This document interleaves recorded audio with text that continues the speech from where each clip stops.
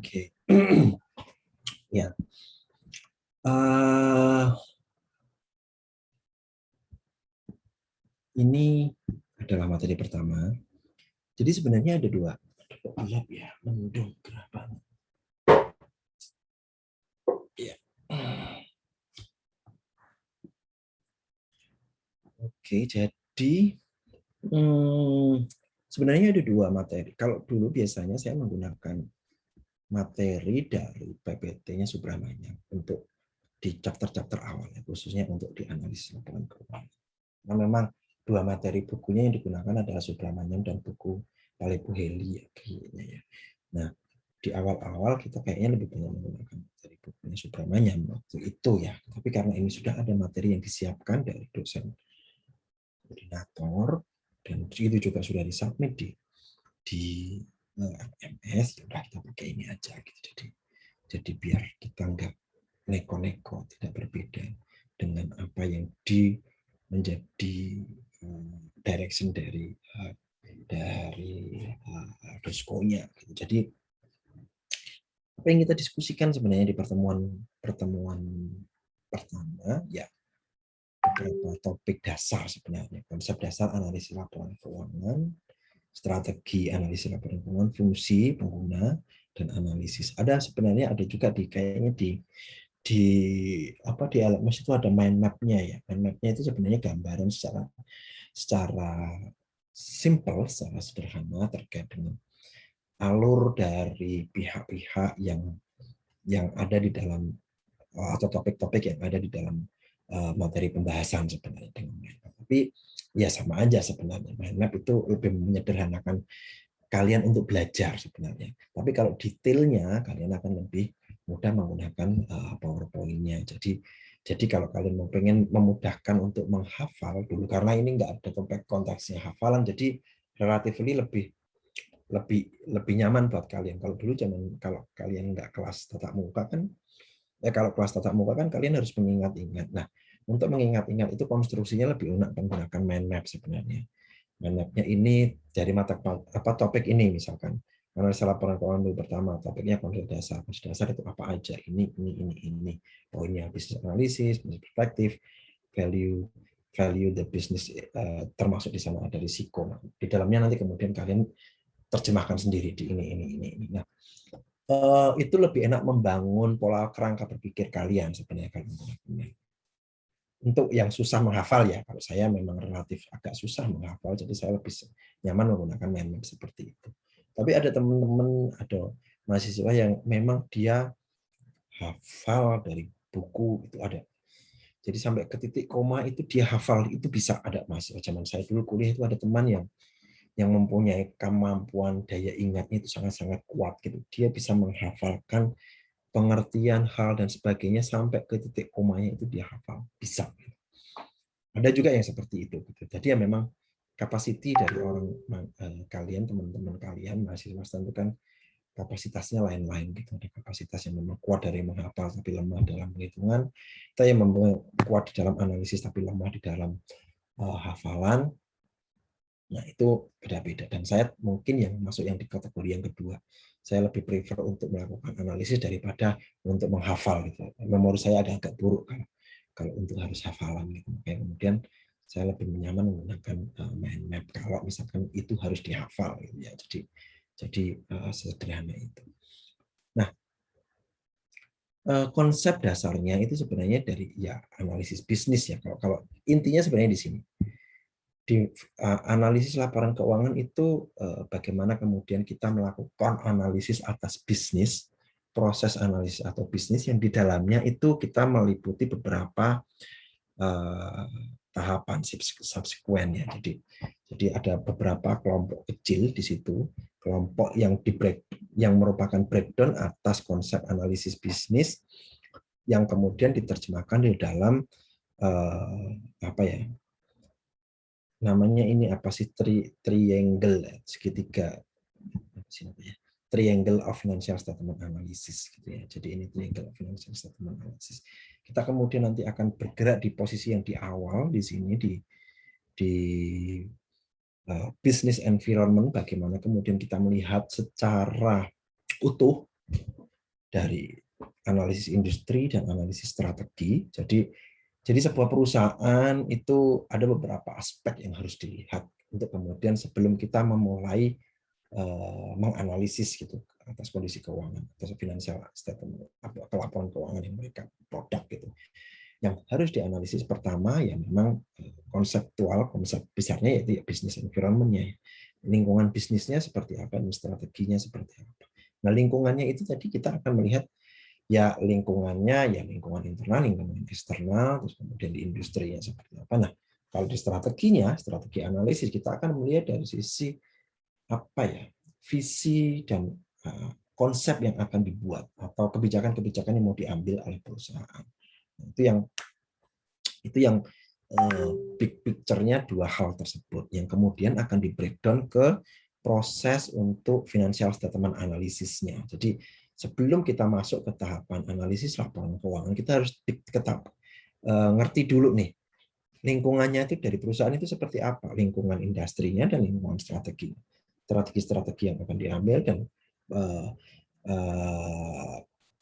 industri yang ada di mereka itu seperti apa. Industri dalam hari ini kondisi di internal mereka dan kemudian kondisi di eksternal kompetitornya dan sebagainya. Itu yang sektor mereka itu yang kemudian harus kita pahami dulu sebagai fondasi awal sebelum kita masuk ke dalam tahapan yang lebih dalam untuk melakukan analisis, apakah itu accounting analisis, financial analisis, dan prospektif analisis dari tahapannya. Flow-nya seperti itu.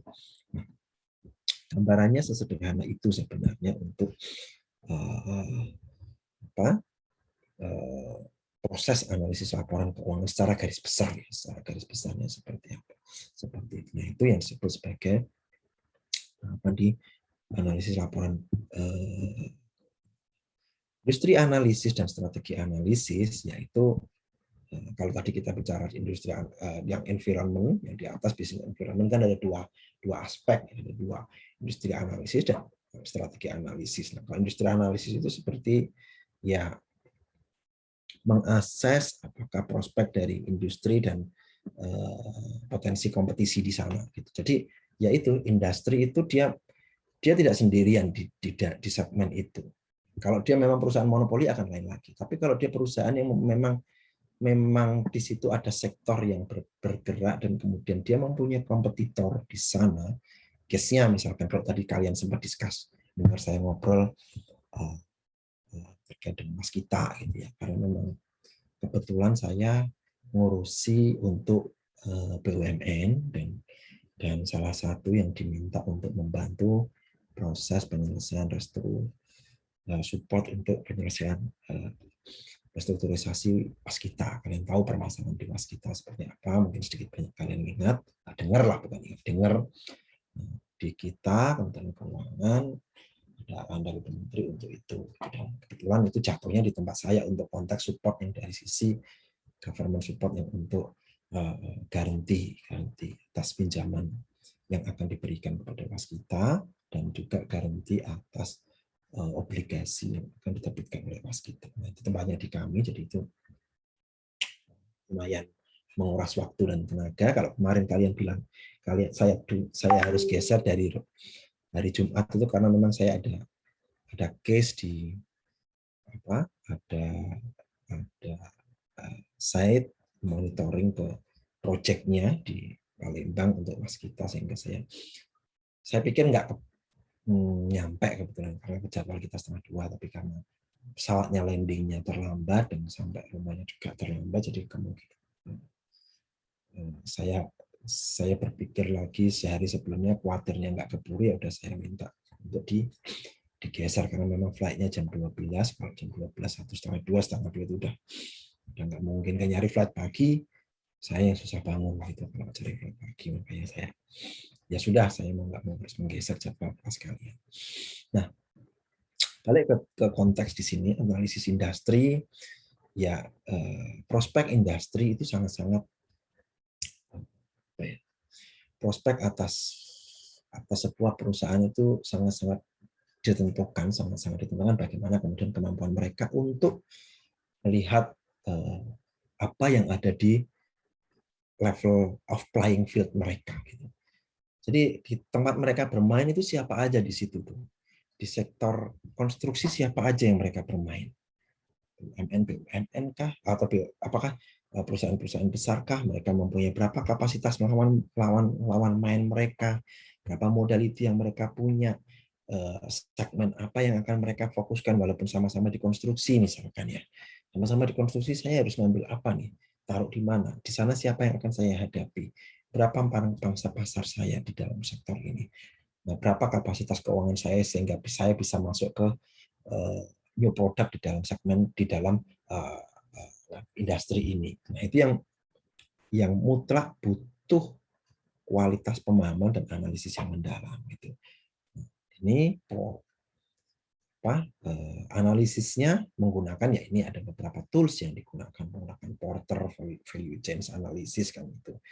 Kemudian kita juga bisa menggunakan actual and potential competitors, bargain power kita gitu. Kita lihat ke bargain power with customer and supplier. Posisi kita itu dengan customer dan supplier itu seperti apa?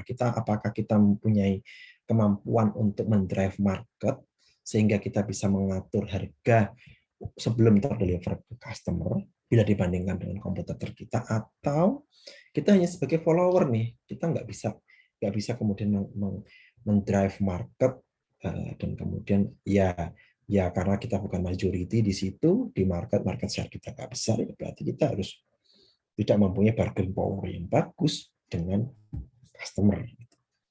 New entrants dan substitute products gitu. Jadi ya kalau di sini kita harus lihat ke produk penggantinya, pemain baru dan produk yang menggantikan. Kita bisa masuk ke produk-produk manufaktur gitu kan, itu sangat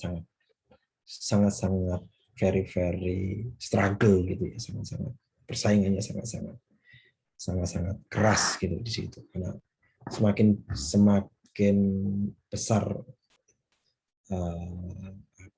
demand-nya itu semakin mudah new entrants itu masuk dan kemudian membuat produk-produk baru yang bisa menggantikan produk-produk existing. Nah, di situ juga kita bagaimana kemudian kita harus survive, kita harus mempunyai strategi, kita harus melihat kondisi industri seperti apa, sehingga kemudian kita bisa menghadapi gempuran dari pemain baru dan produk-produk baru yang akan menggantikan produk kita. Itu mutlak dibutuhkan sebuah analisis dari internal. Kalau di sini internal, kali ini lebih ke sisi internalnya ya, dari sisi manajemen untuk melihat itu. Dari strategi analisis ya beberapa tools yang digunakan kan kalian bisa menggunakan SWOT gitu, kemudian competitive advantage, product mix-nya gitu. Ya, cost structure-nya itu poin-poin yang akan dilihat bagaimana kemudian kita mengambil keputusan atas going concern-nya perusahaan ke depan sebenarnya.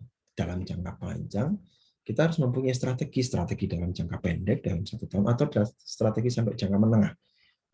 Tahunkah? Nah, ini bagaimana kemudian kita mengembangkan value yang kita miliki, value yang membedakan dengan kompetitor kita. Nah, itu yang kemudian itu menjadi sangat-sangat urgent, sangat-sangat important untuk kemudian kita bisa meng-create itu dan membuat kita itu menjadi mempunyai value added bila dibandingkan dengan kompetitor kita. Jadi untuk menjadi biasa-biasa saja itu sebenarnya ya bisa, gitu. Tetapi itu nggak cukup, itu nggak cukup. Itu harus menjadi sesuatu yang lebih, yang berbeda, gitu lah. Mempunyai competitive advantage dan distinctive advantage, gitu. Mempunyai value yang lebih bila dibandingkan dengan kompetitor kita, sehingga kita bisa mempunyai nilai beda yang lebih bila dibandingkan dengan kompetitor kita. Itu yang disebut sebagai analisis strategi yang akan dilakukan oleh manajemen perusahaan untuk mereka bisa going concern dan memenangkan persaingan di industri yang mereka geluti, di segmen yang mereka geluti. Itu 2 hal untuk industri analisis dan strategi analisis. Nah, kemudian business environment dan apa yang akan dilakukan. di sisi lingkungan bisnis kita melihat overview dari industri, rivalitas kita, gitu, kompetitor kita, ancaman dari pemain baru, ya seperti yang tadi lah ya poin-poinnya. Kemudian cost leadership, product differentiation, strength and weaknesses, opportunities dan threat-nya. Ini lebih ke analisis strategi yang kita gunakan. Ini secara garis besar apa-apa yang flow-nya lah ya, flow-nya sebenarnya dari accounting environment, terus kemudian kita melihat business activities, terus kemudian accounting sistemnya, accounting sistem ini bagaimana kemudian kita mengukur dan melaporkan konsekuensi dampak ekonomi dan dari aktivitas bisnis. Terus kita lihat accounting strateginya, ya berarti kebijakan-kebijakan akuntansi yang akan diambil, yang akan digunakan oleh perusahaan, walaupun mereka mempunyai satu level industri yang sama, bisa jadi kebijakan akuntansi yang diambil adalah berbeda. Ini kemudian setelah itu baru bagaimana kemudian kita melihat secara keseluruhan atas financial statement yang disampaikan yang disusun oleh perusahaan. Nah, kalau tadi kita masuk ke di atas di triangle yang pertama, kemudian kita masuk ke tahapan nanti accounting analysis. Nah, accounting analysis ini lebih ke proses bagaimana kemudian kita mengevaluasi dari laporan keuangan yang disusun oleh perusahaan dan kemudian melakukan penyesuaian, karena menurut kita ini versi kita ya, kita sebagai analis ya. Versi analis itu akan berbeda dengan versi dari penyusun gitu. Artinya ada dari sisi versi dari analis itu tidak ada kepentingan di situ. Kenapa kemudian di endingnya itu kita disebutkan itu refleks economic reality, jadi merefleksikan kondisi ekonomi yang sebenarnya untuk financial financial statement yang merefleksikan kondisi ekonomi yang lebih realistis dan yang lebih baik. Nah, itu yang kita lakukan kita sebagai analis ya, sebagai analis bukan sebagai penyusun. Nah, beberapa hal yang dilakukan, bagaimana kemudian kita melakukan comparability, memperbandingkan across time dan across frame, bisa memperbandingkan antar perusahaan atau perbandingan antar waktu dalam satu perusahaan. Bentuk-bentuknya yang sedikit sudah kalian diskusikan, pernah kalian pelajari di manajemen keuangan. Terus kemudian mengidentifikasi distorsi akuntansi sebenarnya. Jadi distorsi akuntansi itu muncul disebabkan karena ada estimasi errornya, earning management, berarti ini disebab yang manager estimation error itu karena kesengajaan, ketidaksengajaan, estimasi error dari manajer, berarti itu bukan sesuatu yang disengaja. Earnings management itu karena memang sesuatu yang disengaja, dan karena ada accounting standar yang mengharuskan sehingga kemudian itu harus diimplementasikan, which is itu tidak merefleksikan economic reality, gitu, kondisi ekonomi yang sebenarnya. Nah, itu yang kemudian harus di-adjust, dilakukan recasting, penyesuaian, distorsi atas distorsi laporan keuangan. Nah, karena 3 poin itu, 3 hal tersebut itu yang menyebabkan kita sebutnya accounting risk gitu ya, risiko akuntansi gitu. Jadi karena kalian itu anak accounting, anak akuntansi, kita selalu paham bahwa jujur saya dulu juga merasa bahwa ya accounting, accrual basis itu yang benar gitu, yang benar, yang real gitu. Tapi kita tidak pernah tahu bahwa ada gray area di sana gitu. Ada gray area yang bisa menjadikan peluang bagi manajemen untuk mengambil hal yang menguntungkan mereka. Dan itu nggak disalahkan, nggak dipersalahkan. Gitu. Artinya kepentingan kalau kalian ikut case Garuda itu kan ada ya, bagaimana kemudian mereka melakukan pengakuan di satu periode atas pendapatan yang diterima dalam jangka panjang. Itu ada kejadian dan secara accounting itu benar, tidak dipersamakan. Tetapi dari sisi standar itu diperkenankan, tetapi dari sisi kewajaran itu nggak wajar. Gitu. Nah, ini dua hal ini yang kemudian sering menjadi ada di ranah gray area yang berpotensi menjadi tiga hal ini: manager estimation error, earning management, dan accounting standard.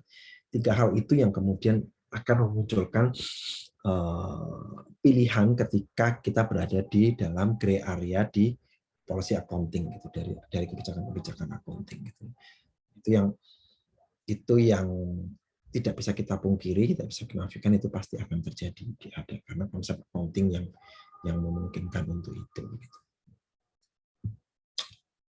Sebentar di azan, saya break sebentar ya sampai azannya selesai.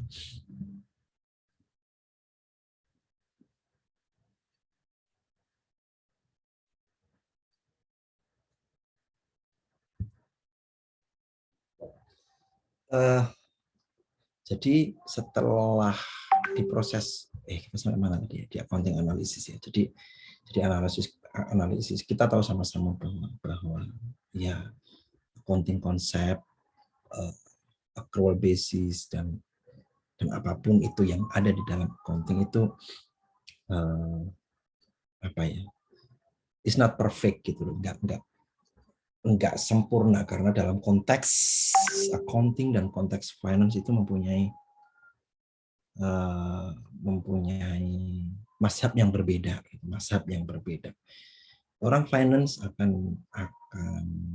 orang accounting akan melihat bahwa ya accounting itu ya matching cost against revenue, terus kemudian yaitu bottom line itu merefleksikan kondisi yang sebenarnya, accrual konsep dan sebagainya. Tapi kalau orang finance, orang bisnis ya cash is king gitu ya. You mempunyai bottom line tetapi kalau kamu nggak punya duit itu nothing gitu. Nggak bisa ngapa-ngapain di dalam bisnis. Kamu punya laba bagus tetapi cash kamu nggak ada, ya nggak ada gunanya gitu di dalam konteks bisnis gitu. Kita itu butuh cash gitu. Dalam melaksanakan bisnis itu kita butuh cash. Kalau kita nggak punya cash, walaupun buku kamu bagus, ya apa? ya kita nggak bisa ngapa-ngapain gitu loh kalau kita nggak punya cash gitu. Makanya kemudian cash itu adalah sesuatu yang harus dimiliki di dalam sebuah bisnis gitu ya. Walaupun kamu punya buku laporan keuangan kamu cash-nya taruhlah ambil. Cash-nya taruhlah misalkan kita mempunyai buku laporan keuangan labanya 5 triliun, bottom line-nya, tetapi kemudian kalian nggak punya cash untuk membayar dividen, misalkan 5 triliun itu dividennya 20%, 1 triliun kalian harus bayar, dan kalian nggak punya cash, ya kan itu nggak bisa ngapa-ngapain kalian, karena dividen itu harus normally dividen akan dibayar, walaupun banyak ya dividen bentuknya, apakah dividen saham atau dividen apa, tapi dividen itu orang akan melihatnya dividen itu cash yang akan dibutuhkan. Nah, kalau kita harus melakukan cash dividen sementara kita nggak punya cash, ya walaupun buku kita bagus, bottom line-nya kita ya susah gitu. Makanya kemudian cash itu menjadi sesuatu yang urgent, yang important kalau untuk orang finance, untuk orang bisnis gitu ya. Accounting adalah historical report. Kita harus jujur, kita harus akui. Saya bukan aneh, tapi accounting adalah historical record, dan kita masuk dalam proses bagaimana kita membuat accounting itu menjadi sesuatu yang mempunyai predictive value gitu lah. Kita bilang IFRS dan sebagainya, kan kita mencoba untuk membuat nilainya itu menjadi lebih nilai terkini, kita mempunyai predictive value. Itu adalah konsep accounting yang akan dibawa ke depannya, disesuaikan. Artinya konsep accounting yang lebih bagaimana kita tidak hanya terpaku di dalam historical value, tapi mempunyai predictive value. Tapi kita harus jujur bahwa itu ada potensi di sana, ada potensi kita manager estimation error, manajemen dan accounting standard itu berpotensi terjadi walaupun kita menyusun di dalam konsep predictive value gitu. Ya balik lagi karena memang ya orang selalu bilang accounting itu kan bukan science kan, accounting itu art, itu seni gitu. Ya seni bukan ilmu pasti, tapi lebih ke art gitu. Art itu biasanya ada area abu-abu di sana, area yang tidak pasti, itu area yang bisa disesuaikan, bisa dimultipersepsikan sesuai dengan keinginan yang bikin puas, yang pegang puas gitu ya.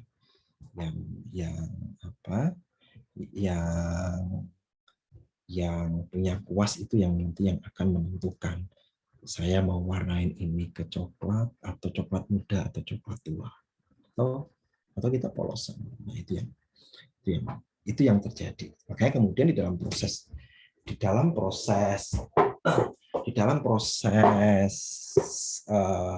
analisis laporan keuangan kita tadi mengenal ada dua aspek, yaitu accounting analisis. Kita juga melakukan analisis cash flow, financial analysis tadi, operating activity, financial activity, dan investing activities. Nah,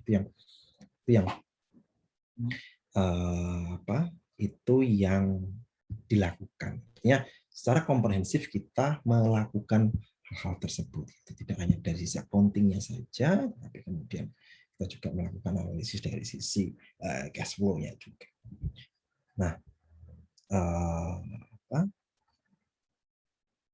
selanjutnya kita melakukan sekali tadi accounting analisis, kemudian kita masuk ke financial analysis. Proses di mana kita melakukan evaluasi atas laporan keuangan, financial position, performer dari laporan keuangan perusahaan atau entitas yang direfleksikan dalam laporan keuangan yang mereka susun. Jadi ada beberapa tools yang kita gunakan. Kalau yang pertama ini adalah konteksnya kita melakukan common tools-nya itu biasanya menggunakan analisis rasio dan analisis cash flow. Tadi saya bilang analisis cash flow itu di tahapan setelahnya. Tapi basically di awal kita melakukan analisis rasio-rasio keuangan seperti yang kalian pelajari di manajemen keuangan di pertemuan keberapa? Pertemuan ketiga kalau nggak salah. Jadi pertemuan ketiga kalian kan diminta untuk melakukan analisis rasionya. Jadi rasio keuangannya, rasio profitability, terus kemudian analisis solvability dan sebagainya. Nanti di situ kita akan melihat angka-angka rasionya dari sebuah laporan keuangan yang sudah disusun. Nah, setelah kita melakukan analisis rasio, baru kita masuk ke tahapan analisis untuk cash flow-nya. Jadi cash flow-nya juga kita lihat. Tahapannya setelah kita melakukan analisis cash flow-nya, baru kita lihat di posisi activity di operating, financing, investing. Nah, setelah tahapannya dari sisi itu, di tahapan itu dilakukan, ini kan posisi di financial analysis. Kalau tadi di awal bisnis, terus kemudian kita masuk ke accounting-nya, tadi kita menemukan estimasi error yang bersumber dari sengaja, tidak sengaja, dan dari standar, terus kemudian kita masuk ke tahapan financial analysis menggunakan tools dari rasio dan menggunakan tools dari cash flow analysis. Setelah itu baru kita dapatkan intrinsic value dari perusahaan. Nah, ini di sisi ini adalah sisi dari kita konteksnya di sisi finance, lebih ke banyak ilmu finance yang di sini yang kita pelajari gitu, yang kita implementasikan. Kalau di atas di tahapan accounting analisis dan financial analisis itu konteksnya di sisi accounting-nya yang lebih kita dalami, lebih banyak kita gunakan bila dibandingkan dengan di sisi finance. Masuk ke finance mungkin yang dari rasio-rasio itu adalah rasio-rasio di manajemen keuangan. Kemudian kita nanti intrinsic value kita menghitung berapa sih nilai perusahaan. Ada beberapa metode yang digunakan, nanti kita lihat sama-sama. Manfaatnya ya financial analysis, fungsinya ya macam-macam lah untuk meminimalkan asumsi, dan ketidakpastian dan kesalahan akuntansi. Ya, tadi kan seperti kita sampaikan, kita diskusikan sama-sama. Uncertainty itu ada, kesalahan itu ada, ya berarti dengan melakukan analisis kita bisa mengetahui itu, mengetahui adanya distorsi dan kita melakukan penyesuaian di situ, melakukan adjustment untuk meminimalkan meminimalkan bias yang muncul di dalam proses analisis atas laporan keuangan. Karena laporan keuangan yang disusun ada potensi bias dengan kita melakukan recasting, penyesuaian, dan kita mengetahui itu, sehingga kemudian yang akan kita analisis adalah laporan keuangan yang sudah bersih dari distorsi, sudah keluar, kita mengeluarkan asumsi-asumsi yang terdistorsi dari kebijakan-kebijakan yang diambil. Nah, untuk pengambilan keputusan bisnis pasti gitulah, karena kalau kita ngambil keputusan bisnis kalau kita nggak melakukan analisis ya itu namanya menggali kuburan sendiri gitu. Karena investor kita butuh mau taruh duit kalau kita nggak menganalisis ya itu sama dengan nggak mungkin lah, nggak mungkin gitu analisis. Kita mau taruh duit beli saham tapi kalau kita nggak tahu ya bisa aja sih kita namanya trading, kita jadi follower atau kemudian kita melakukan ya ikut orang jual kita ikut jual, kita orang beli kita ikut beli, bisa gitu. Tapi itu bukan sebuah kebijakan investasi, itu bukan sebuah konsep investasi sebenarnya. Itu lebih ke bagaimana kita mengambil capital gain daily yang bisa kita dapatkan dari aktivitas transaksi di pasar modal sebenarnya. Tapi kalau kita mengambil konteks sebagai investor itu mempunyai konsep jangka panjang, maka kemudian kita lebih membutuhkan analisis fundamental. Analisis fundamental yang sifatnya kita mengetahui nilai intrinsik dari apa yang akan kita investasikan, sehingga kemudian kita bisa mengambil keputusan apakah ini barang itu layak kita beli sebagai sebuah produk investasi di masa datang atau tidak layak untuk kita beli. Sebenarnya itu kemudian kenapa kita membutuhkan analisis intrinsik untuk mendapatkan nilai analisis fundamental untuk mendapatkan nilai intrinsik sebenarnya. Nah, analisis kreditor pastilah nggak mungkin kita mau taruh duit di sebuah ngasih pinjaman ke perusahaan tapi kita nggak melakukan analisis. Direksi manajer ya kita akan menggunakan untuk pengambilan kebijakan dari sebuah perusahaan, baik itu dalam jangka pendek 1 tahun, penyusunan rencana kerja anggaran perusahaan RKP, atau kita membuat RJPP, rencana jangka panjang gitu yang sifatnya mungkin lebih dari 1 tahun, 5 tahun atau regulator lebih banyak di sisi government karena kita pemerintah, kita butuh melakukan analisis yang lebih mendalam untuk kemudian mengambil kebijakan apa yang akan kita perlukan untuk meregulit dari sektor ini, sektor konstruksi, sektor telekomunikasi, sektor apapun itu.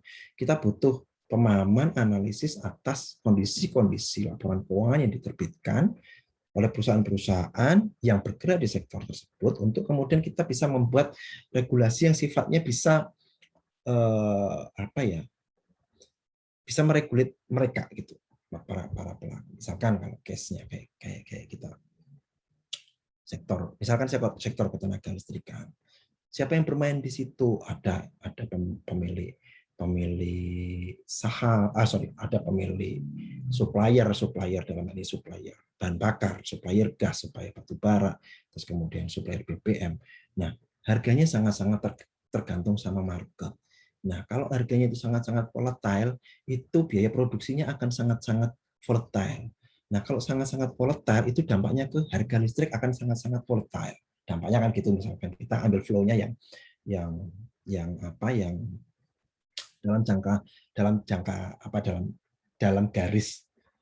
dalam garis proses gitu ya. Jadi dari biaya produksi, biaya energi bahan bakar masuk ke biaya produksi nanti ke harga jual. Harga jual itu tarif. Tarifnya, harga jualnya, kalau harga jualnya sangat-sangat volatile, tarifnya kan juga akan volatile. Nah, di sini peran regulator, case-nya. Regulator itu akan menetapkan apakah kita bisa melok harga energi primer yang akan digunakan, biaya bahan bakar itu. Kita bisakah menggunakan domestic market obligation untuk menetapkan harga berapa biaya maksimal yang harus dibeli oleh PLN misalkan, karena ini konteksnya listrik kan berarti PLN boleh membeli harga maksimal segini. Supplier harus menjual maksimal harganya segini. Nah, mekanisme itu yang mengatur ada regulatornya. regulator yang kemudian memanage itu, sehingga kemudian membuat di end proses, di produk, harga jualnya itu bisa termanage dan bisa dibeli oleh masyarakat, terjangkau oleh masyarakat, karena kita sebagai regulator melindungi masyarakat sehingga masyarakat tidak mendapatkan harga yang lebih tinggi. Nah, itu yang kemudian yang harus dilakukan oleh regulator.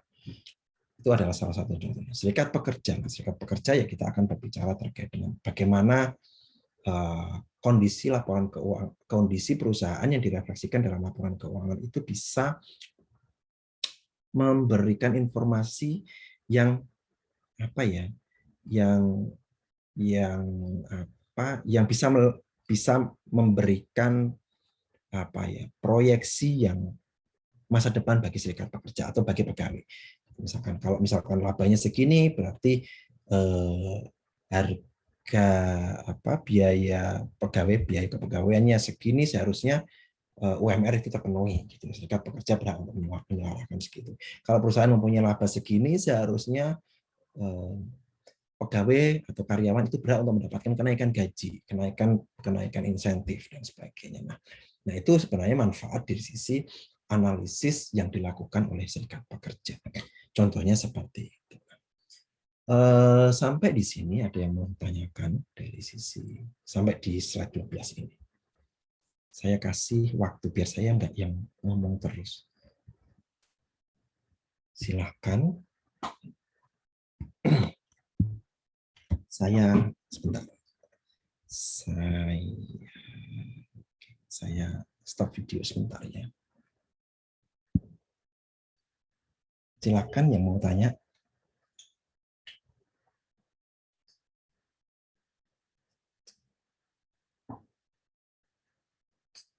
Ada yang mau ditanyakan?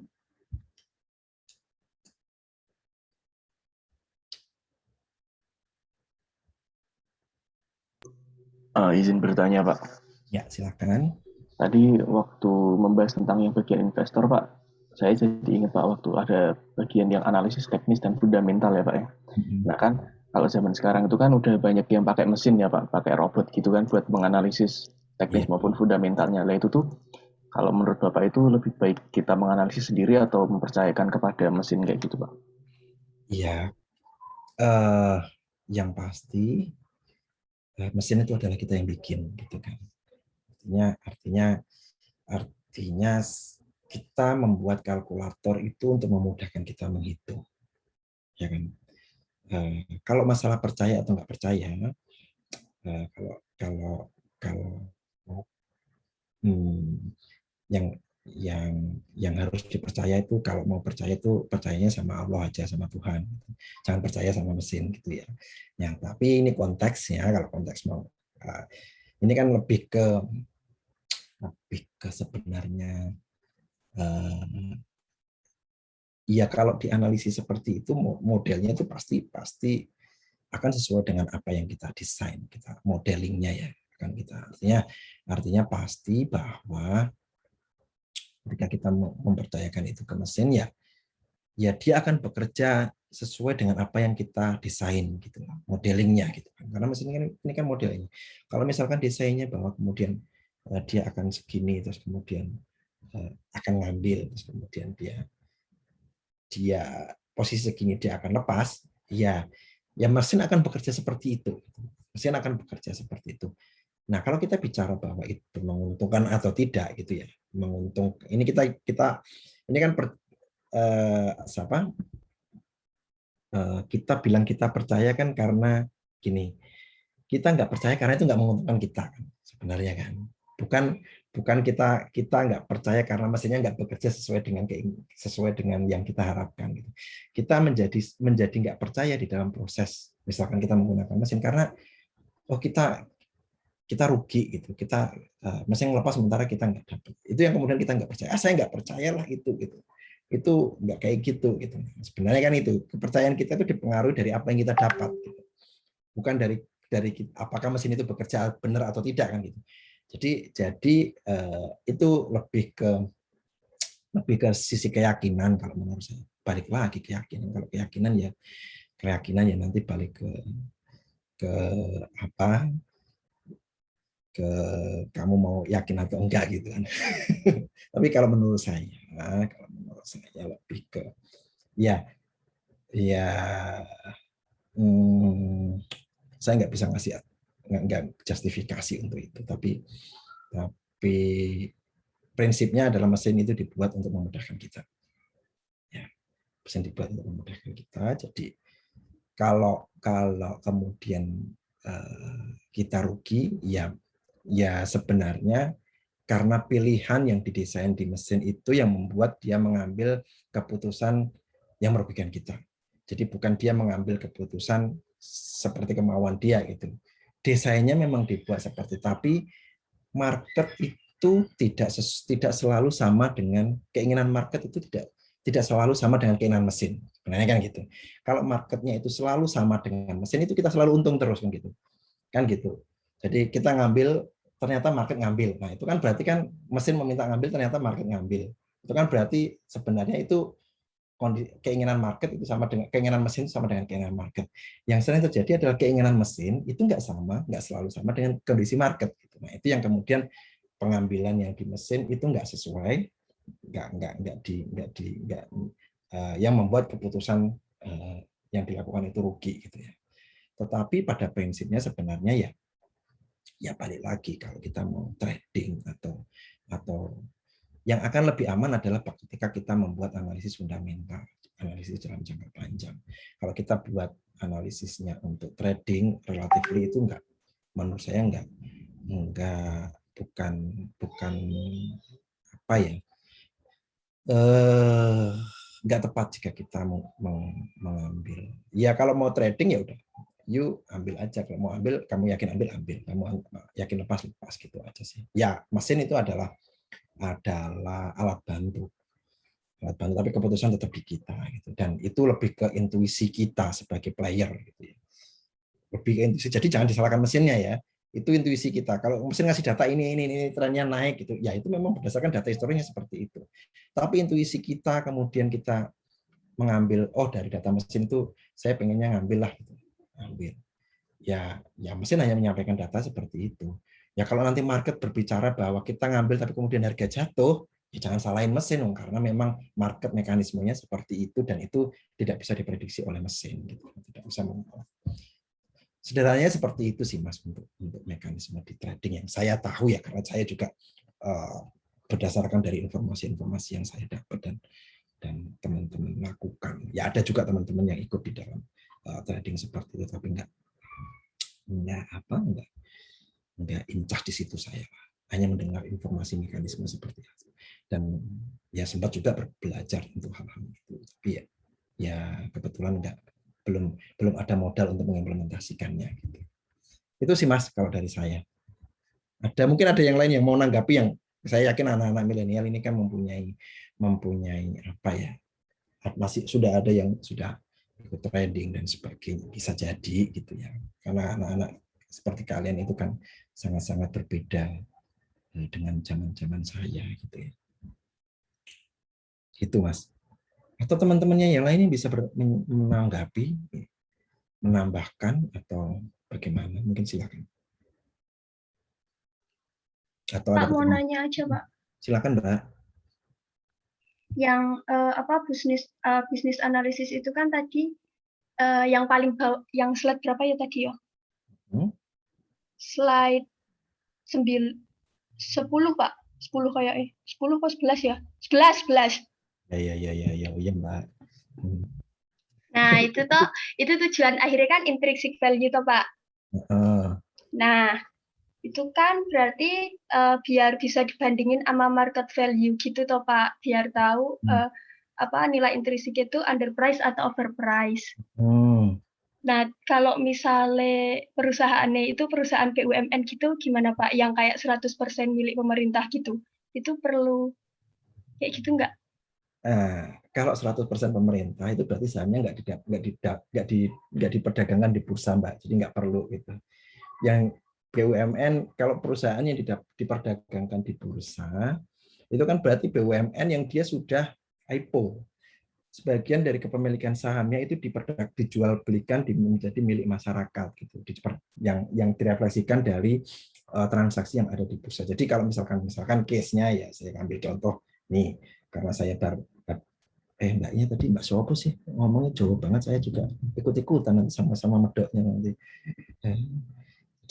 Jadi kalau misalkan perusahaan itu dia diperdagangkan di bursa, itu kan berarti sebagian dari sahamnya, kepemilikannya itu kan dimiliki oleh publik nih, kan gitu nih. Jadi case-nya misalkan Garuda, case-nya ya Garuda itu sebagian besar 50 sekian dikuasai oleh pemerintah. Ya kan BUMN berarti karena dimiliki oleh pemerintah.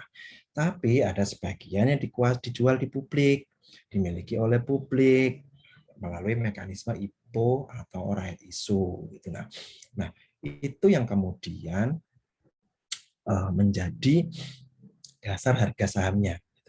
Yang akan bisa diperbandingkan adalah perusahaan-perusahaan yang sahamnya ada di publik. Kalau sahamnya ada di publik, kita melakukan analisis intrinsic value, berarti kemudian kita dapat nilai sahamnya segini, ternyata dia harganya lebih tinggi atau lebih rendah, sehingga kemudian kita mengambil keputusan ini dijual atau dilepas. Nah, itu sebenarnya yang bisa dilakukan analisis untuk memperbandingkan kebijakan atau keputusan kita mengambil perusahaan atau mengambil saham ini akan dibeli atau dijual gitu. Nah, kalau BUMN yang 100% milik pemerintah ya nggak bisa dong, bahkan kita nggak bisa mempunyai nilai perusahaannya berapa gitu, karena itu 100% by government deal. Jadi yang nggak bisa. Tapi ya kalau dia BUMN yang sebagian sudah di-listed dan diperdagangkan di bursa ya bisa. Itu Mbak jawabannya. Oke Pak, makasih ya. Ye. Ada yang lain?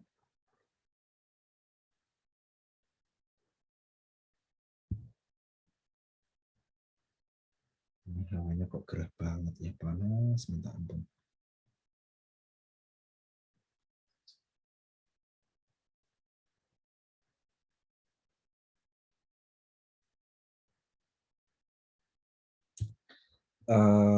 Oke. Selanjutnya kalau nggak ada yang ditanyakan, saya saya lanjutkan ke materinya ya.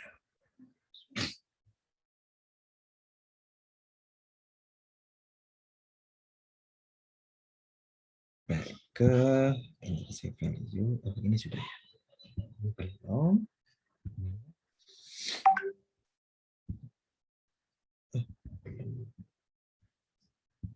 Ini ya. Oke, sudah kerjain sudah. Terus technical analysis. Apa ini fundamental analysis? Nah, ini sebenarnya analisis apa? Tadi yang ditanyakan tadi sih sebenarnya ini technical analysis dan fundamental analysis. Kalau technical analysis itu lebih memahami, menganalisis pergerakan harga saham dari pergerakan, menganalisis harga saham, prediksi harga saham dari pergerakan harga saham gitu daily-nya. Itu technical analysis. Nah, kalau fundamental analysis itu lebih ke bagaimana kita melakukan perhitungan intrinsic value tadi, flow-nya, tahapan yang semuanya yang dilakukan tadi, mulai dari analisis lingkungan bisnis, terus kemudian accounting analysis, financial analysis, terus kemudian kita mendapatkan ke nilai intrinsik melalui valuasi dari harga saham dengan membuat proyeksi. Karena setelah kita melakukan analisis, kita melakukan recasting, kita menyusun pro forma, kita membuat valuasi dalam berapa tahun, terus kemudian kita membuat prediksi nilai harga saham di tahun kesekian itu berapa. Kita tarik present value-nya sehingga kita dapat angkanya ini harganya lebih tinggi atau lebih rendah daripada harga saham saat ini existing. Nah, kemudian baru kita ambil keputusan nih, kita ambil atau kita lepas atau kita beli. Nah, itu yang proses di fundamental analysis. Secara sederhana seperti itu. Dan di analisis laporan keuangan di tahapan di bawah, paling bawah yang menentukan intrinsic value itu sebenarnya konsep dari kita melakukan fundamental analysis sebenarnya. Jadi menganalisis semuanya dan kemudian membuat nilai intrinsiknya atau valuasinya.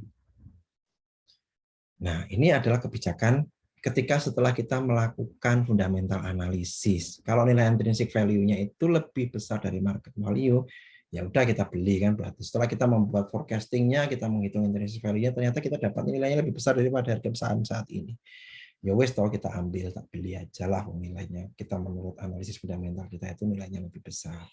Kalau nilainya lebih kecil, ya kalau kita punya barang, ya kita lepas. Tapi kalau kita belum punya barang, ya udah kita nggak jadi beli gitu. Kita lepas atau kita nggak jadi beli. Itu kalau yang poin ke dot yang kedua. Kalau yang ketiga, ya di hold kalau dia mendekati itu, mendekati nilai market value, ya udah kita hold aja. Bisa jadi itu masih ada potensi dia perubahan-perubahan di masa yang akan datang. Tapi balik lagi bahwa ini adalah forecasting ya. Forecasting itu dengan menggunakan asumsi-asumsi, dan asumsi-asumsi itu kita yang mendefine, cost of capitalnya kita yang mendefine, proyeksinya kita yang mendefine. Artinya proses menetapkan asumsi itu menjadi hal yang krusial buat kita sebelum kita mendapatkan valuasinya ya. Karena ketika kita mengambil asumsi yang salah, mengambil nilai yang salah, menetapkan cost of capital yang salah, ya bisa jadi akan menyebabkan itu over value atau under value. Nah, kalau itu sudah salah menyebabkan over value under value, berarti kebijakan pengambilan investasi kita akan menjadi salah. Kita membuat intrinsic value-nya menjadi over value atau under value dibandingkan dengan kondisi existing harga saham saat ini. Dan lagi kuncinya adalah metodologinya kita paham, penetapan asumsi-asumsi juga kita harus mendekati kondisi yang real, gitu ya, mendekati kondisi yang sebenarnya. Jangan kemudian suka-suka kita, ini supaya manajemen beli, kita taruhlah ininya dibesarin gitu ya. Kemudian mendapatkan intrinsic value yang lebih besar ya. Kemudian perusahaan mengambil keputusan untuk membeli. Nah, itu sudah sesuai gitu. Artinya memang harus seperti itu mekanismenya. Asumsinya itu sesuai yang tepat dan prosesnya juga sesuai dengan step yang dipelajari. Dari si kreditor atau analis kredit, pemberian kredit, ya pasti akan digunakan lah, dilakukan. Karena ini pembiayaan jangka panjang itu membutuhkan tingkat kepastian pengembalian. Kita juga membutuhkan analisis risiko default-nya, jangan sampai kemudian kita menyalurkan tapi kita nggak dapat pengembalian. Duitnya balik dan duit baliknya itu dengan tingkat pengembalian tertentu gitu. Jadi itu yang kemudian yang harus dilakukan kreditor kreditur gitu ya, pembiayaan kegiatan besar, proyek, terus kemudian ya seperti itu konteksnya. Untuk menilai credit worthiness, sebenarnya credit worthiness itu lebih ke kemampuan untuk melunasi jangka pendek dan jangka panjang. Dari si liquidity itu refleksinya dari cash flow, tapi kalau jangka panjang itu kemampuan untuk melunasi direfleksikan dari profil debt perusahaan dalam jangka panjang itu seperti apa. Kemampuan mereka melunasi hutang-hutang mereka dalam rasio-rasio solvensi dalam jangka panjang itu seperti apa. Nah, itu yang kemudian itu dilihat seperti itu. Sehingga rasio liquidity dan rasio solvensi itu kemudian ada benchmark-nya yang harus ditetapkan, dipegang, sehingga kemudian ketika itu melewati dari benchmark yang ditetapkan, berarti credit worthiness mereka itu bagus. Kita mempunyai, dia bankability, dia mempunyai kemampuan untuk memenuhi kewajiban dalam jangka pendek dan jangka panjang. Beberapa rasio nanti kita lihat sama-sama di rasio. Tool analisisnya ya banyak gitu, kita menggunakan comparability analysis, comparative analysis antar laporan keuangan, common size, internal markup, antar entitas ya, berarti untuk common size seperti yang kita lihat sama-sama di kemarin. Kemudian rasio analisis ya, seperti yang kita gunakan di pertemuan ke awal-awal di manajemen keuangan, cash flow analisis ya, nanti kita lihat nih pendanaan, cash financing activities, operating analysis, dan investing analysis nantinya seperti apa. Valuasi kalian harus bisa menilai dengan value of cost of debt, value of debt, dan value dari common stock di pertemuan after mid kayaknya ya, manajemen keuangan. Oke, comparative analysis. Comparative analysis itu mengetahui keterkaitan antar laporan keuangan. Hasilnya tren data laporan keuangan, tipenya year to year, berarti dari tahun ke tahun kita lihat. Terus kemudian indeks number trend analisis, misalkan kita menggunakan setting percentage untuk yang untuk comparative analysis common size, seperti yang kalian lihat sama-sama. Biasanya ini adalah contohnya common size.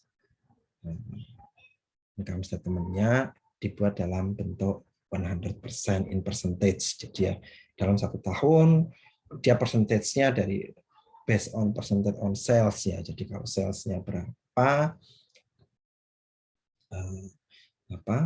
sales-nya dia dalam 100%, sehingga kemudian bottom line-nya berapa persen. Bisa jadi kita terjebak di dalam number, yang selalu kita ingat itu adalah number. Tetapi ketika kita membuat ini dalam bentuk percentage, itu akan menjadi lebih make sense gitu loh, melihatnya tidak hanya berdasarkan number saja. Bisa jadi numbers-nya itu lebih kecil, tetapi dalam bentuk percentage dia menjadi lebih besar bila dibandingkan dengan sales-nya di tahun yang sama gitu. Karena itu kemudian akan lebih fair jika kita membandingkannya by percentage. Oke, rasio analisis ya, credit risk, profitability, valuation tadi seperti sudah kita lihat sama-sama. Kita lihat trennya seperti apa, pertumbuhannya dari tahun ke tahun seperti apa, rasionya dari tahun ke tahun seperti apa, dia mengalami perbaikan atau perburukan. Kita lihat di sisi berapa hasil rasio-rasio yang digunakan. Untuk bentuk rasionya kita lihat sama-sama, bisa di rasio-rasio sebelumnya, rasio-rasio yang hubungannya dengan liquidity, rasio-rasio terkait dengan solvability dan liability juga ada, solvability dan liquidity biasa, profitability. Ya ini adalah tools ya. Kalian nanti kita lihat sama-sama sebenarnya. Rasio-rasionya banyak. Kita lihat, nggak hafal semua. Terus terang saya nggak hafal semua. Return on asset, berarti net income dibagi total aset, return on equity, berarti net income dibagi total equity. Nggak hafal semua. Gross profit margin itu berapa. Gross profit dibagikan dengan sales, kalau nggak salah ya. Net profit margin itu berarti net profit dibagi dengan sales. Nggak, ya seperti, kayaknya sih seperti itu. Saya ingatnya seperti itu. Tapi nggak hafal semua saya rasio ini formulanya. Dan nggak perlu dihafalkan juga sih sebenarnya. Rasio analisis ini untuk rasio-rasio hubungannya dengan valuasi, price to earning, earnings yield, dividend payout rate. Ini lebih ke hubungannya dengan market ya sebenarnya. Kalau valuasi itu hubungannya dengan market dan apa? Ya biasanya rasio-rasio yang digunakan adalah rasio-rasio berdasarkan data yang hubungannya dengan market. Yield itu kan hubungan dengan price, itu kan data-data yang hubungannya dengan market. Itu yang gampangannya sederhana, mengingat-ingatnya seperti itu. Valuasi, karena valuasi itu biasanya menggunakan data market, jadi ya data-data yang hubungannya dengan market yang akan dijadikan asumsi yang akan digunakan. Price atau yield, kalian kan juga ingat ya, yield juga sudah.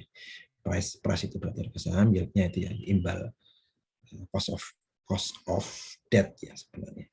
Yieldnya.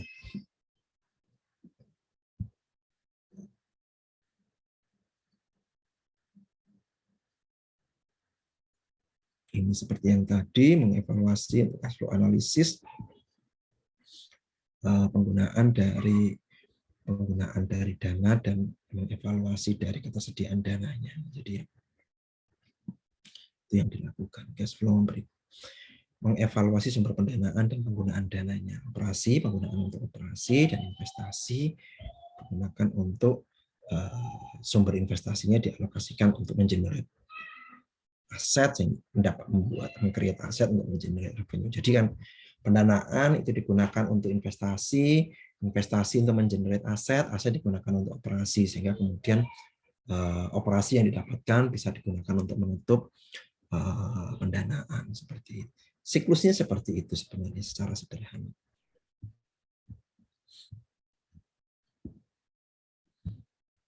Oke, valuasi. Nah, ini valuasi kayaknya kemarin sudah ada ya dividend diskonto model, residual income. Nanti kita lihat sama-sama di aftermath ada beberapa topik yang akan membahas terkait dengan ini, free cash flow, metode-metode yang digunakan untuk melakukan valuasi. Nanti stepnya ada beberapa stepnya, steppingnya. Jadi nanti di aftermath kita nanti akan berbicara metodologi perhitungan valuasi steppingnya, memasukkan dari ya lebih ke apa ya, konstruksi memasukkannya dari angka-angka yang ada di dapat sehingga kemudian kita dapat valuasi berdasarkan dari metode-metode yang ada tadi.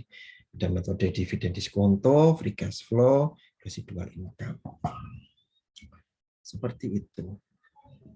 Nah, sampai di sini ini overview secara garis besar terkait dengan apa yang akan kita diskusikan sampai 14 pertemuan ke depan. Ada yang mau ditanyakan? Sebentar. Izin bertanya, Pak. Sebentar Mas ya. Baterai saya habis, saya minta dulu. Sebentar. Saya cari charger dulu laptopnya.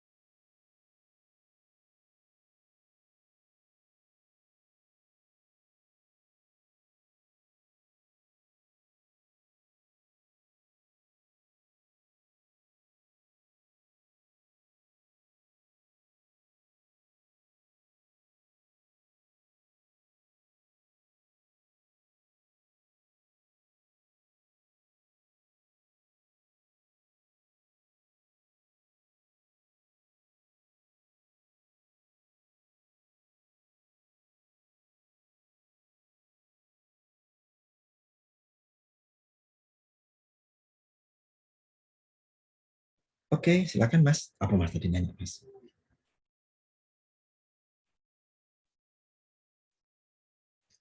Silakan Mas. Tadi saya Pak ingin bertanya mengenai instrumen analisis yang tadi. Menurut Bapak dari kelima instrumen itu tadi yang paling cukup mudah kita lakukan dan tapi apa ya tergolong mudah untuk kita lakukan dan tidak terlalu ribet, tapi cukup efektif untuk menganalisis suatu laporan keuangan itu yang mana ya Pak? Nah, nanti kita pelajari sama-sama, cari tanyain sekarang. Oke, baik Pak. Ya, nanti kita lihat sama-sama. Ini kan saya hanya baru masuk teasernya gitu kan, bukan ke film utamanya. Nanti film utamanya nanti sequel drakornya nanti kita lihat satu persatu gitu per chapternya nanti. Siap Pak. Oke, makasih Pak. Ada yang lain? Tanya Pak. Ya, silakan Mas. Tadi yang terkait pertanyaan Azam Pak, kan berarti akan lebih worth it itu kita menggunakan analisis sendiri daripada yang robot tadi, karena yang setahu saya juga analisis yang memakai robot itu juga banyak yang ngaco gitu Pak. Ya, nah terus ini mesti main ini kayaknya deh. Taruh. Enggak juga Pak. Enggak sih Mas, kalau iya. Enggak, satu lagi Pak. Kalau misalnya kita menggunakan analisis fundamental itu kayak kebanyakan kesalahan-kesalahan para investor itu di mananya Pak? Makasih Pak. Jadi gini, kesalahan analis kalau tadi ya, kalau menggunakan robot gitu, ya apa ya? Kalau saya ya, ini kan sebenarnya kita mau beli atau jual kan?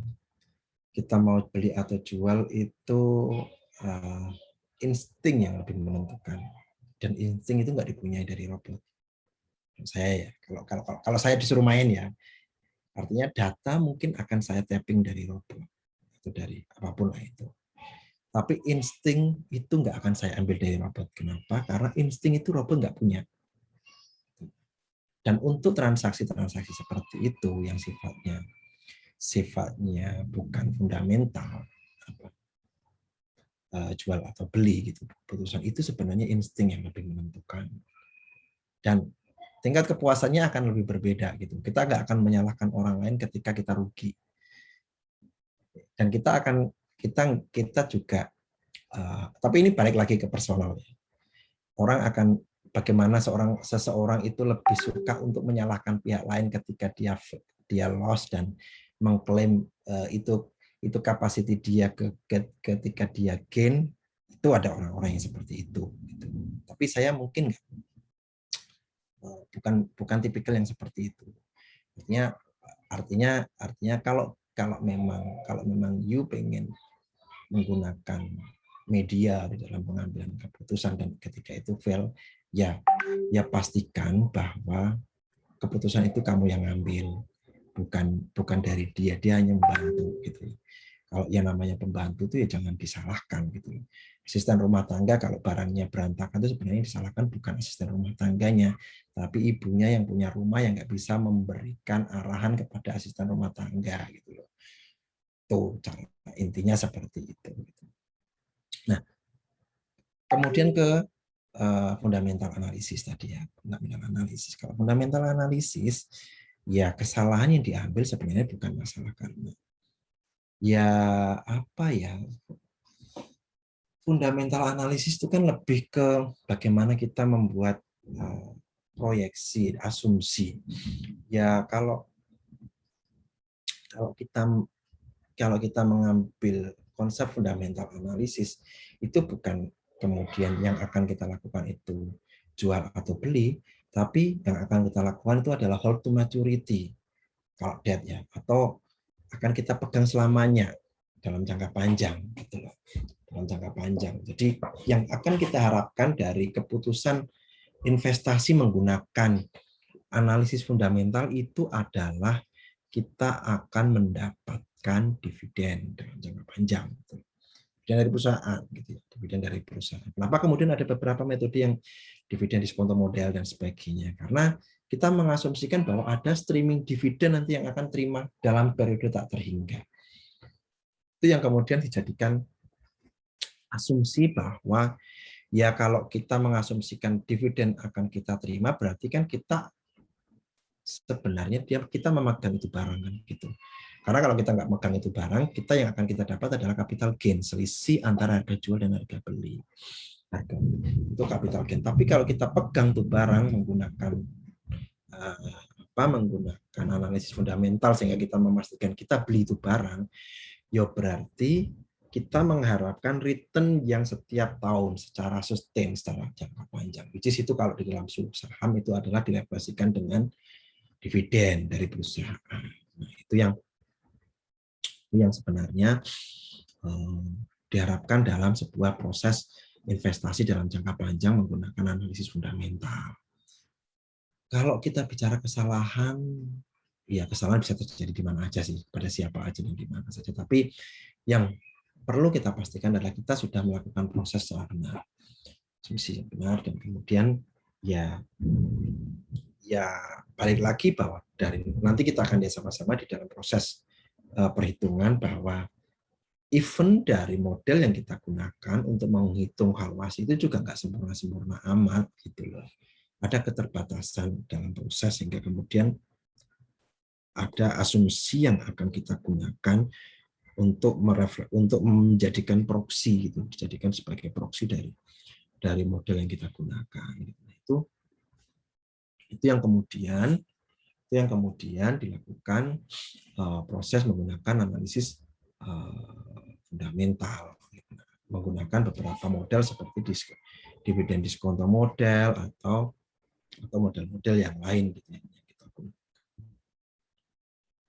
Sementara itu jawaban dari saya, Mas, ada yang lainkah yang mau ditanyakan? Semoga menjawab ya, semoga menjawab pertanyaannya. Terima kasih, Pak. Ya. Ada yang lain? Izin bertanya, Pak. Ya, silakan, Mas. Boleh minta penjelasan ulang nggak, Pak, terkait dengan upside risk sama downside risk tadi, Pak? Itu bagaimana ya, Pak? Yang mana? Contohnya mungkin. Yang di berapa tadi, Pak? yang financial analisis, Pak. Oke, sebentar. Yang nomor halaman slide berapa, Mas? Coba ke atas, Pak. Oke. Lagi, Pak. Lagi, Pak. Yang accounting gitu.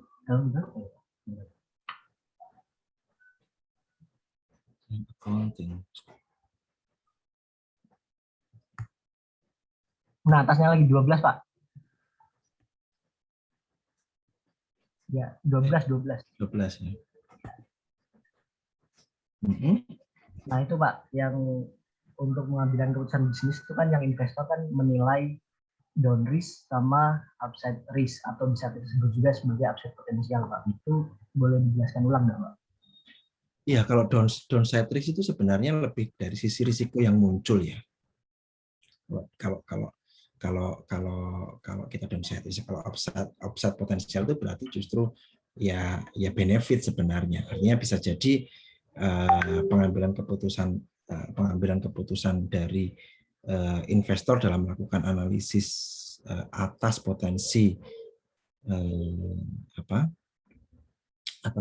dari kebijakan investasi yang akan diambil itu memberikan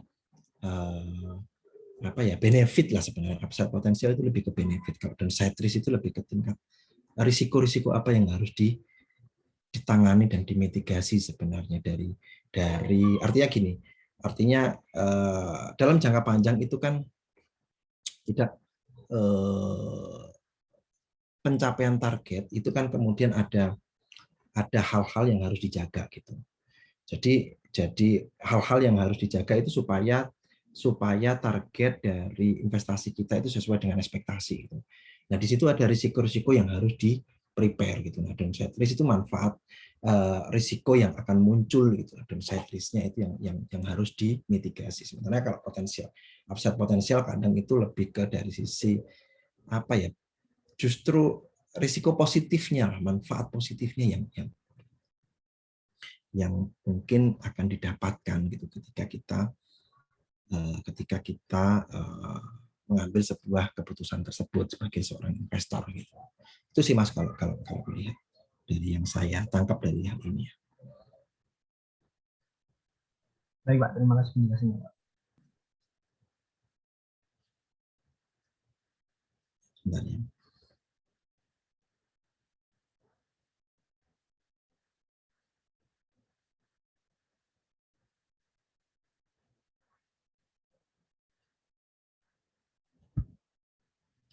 Oke. Izin Pak. Ya silakan Mas. Izin bertanya Pak, kan dari tadi itu terdapat tools yang digunakan atau rasio-rasio yang digunakan untuk memperhitungkan bagaimana kemungkinan kinerja perusahaan yang akan dianalisis selanjutnya. Nah, apakah seluruh perusahaan bisa digunakan tools yang sama atau tidak Pak? Karena kalau misalnya dilihat dari sisi liabilitas dan beda sektor itu kan ada yang misalnya di sektor infrastruktur itu kan kayak Adirayakta itu kurang lebih 86% untuk liability aset to liability rasionya. Sedangkan di sektor lain itu kurang dari itu Pak. Apakah bisa semuanya menggunakan tools ini atau bagaimana Pak? Terima kasih. Iya, kalau kita mau menggunakan rasio itu sebenarnya masing-masing sektor itu mempunyai benchmark rasio yang berbeda ya. Artinya bukan berarti kemudian ketika di bawah misalkan di sektor ini idealnya adalah segini, benchmark industrinya segini. Tapi di sektor lain dengan rasio yang sama benchmarknya bisa jadi lebih besar atau lebih tinggi. Artinya bahwa rasio-rasio itu bisa jadi digunakan semuanya, tetapi threshold-nya yang berbeda. Threshold idealnya itu mungkin antar sektor berbeda gitu. Ya balik lagi kemudian ya tergantung kondisi industrinya, terus kemudian tergantung jenis industrinya, itu yang kemudian akan menentukan ideal dari threshold yang digunakan. Kalau enggak itu ya artinya kan rasio hanya sebagai pembagi, pembilang dan penyebut saja, tetapi kemudian idealnya itu belum bisa menjawab atau belum bisa disamaratakan bahwa kemudian di bawah itu jadi jelek atau di atas ini jadi baik gitu. Artinya bisa jadi threshold-nya masing-masing dari sektor itu mempunyai threshold yang berbeda batasannya gitu. Itu sih Mas. Tapi kalau mau digunakan semuanya sih semuanya bisa digunakan karena tinggal apakah dia dalam kondisi bagus atau tidak. Itu sih kalau jawabannya dari saya Mas. Baik, terima kasih Pak. Oke. Ada lagi kah? Oh, saya minta tolong bantuannya. Ada yang mau memfotokan, boleh enggak? Karena saya harus ngisi di portal kan ada fotonya. Biasanya ada yang mau membantu enggak sih? Saya minta tolong ada yang membantu satu aja, nanti di-share ke grup ya untuk screen capture-nya ya, untuk screenshot-nya untuk pas pengajaran biar nanti untuk upload saya ke portal. Boleh Pak, saya yang ngambil. Ini satu screenshot aja kan Pak? Satu aja, nggak apa-apa. Sebentar ya Pak.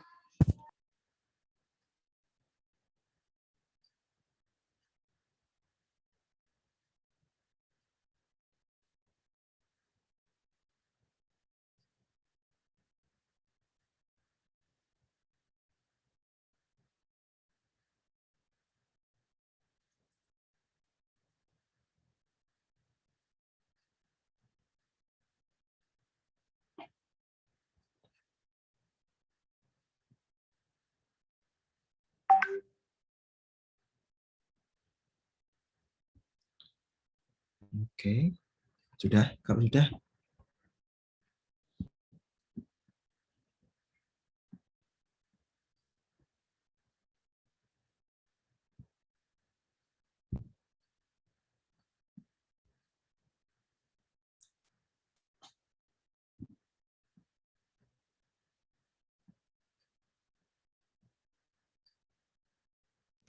Kirim ke grup atau ke PC Bapak? di grup aja nggak apa-apa.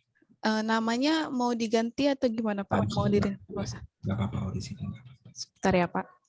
Oke.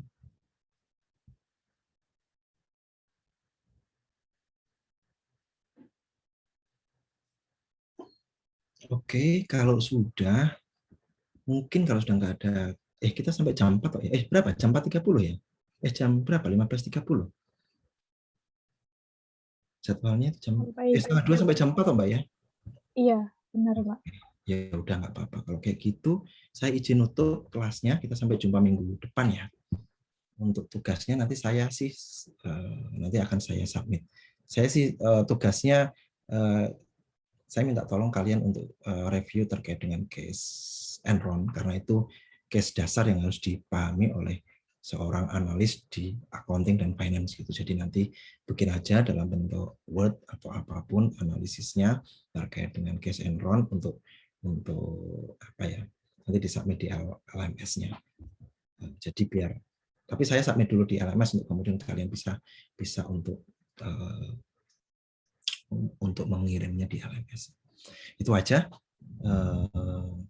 Terima kasih pertemuan kita pada kesempatan pagi hari ini. Sorry kok pagi, sore hari ini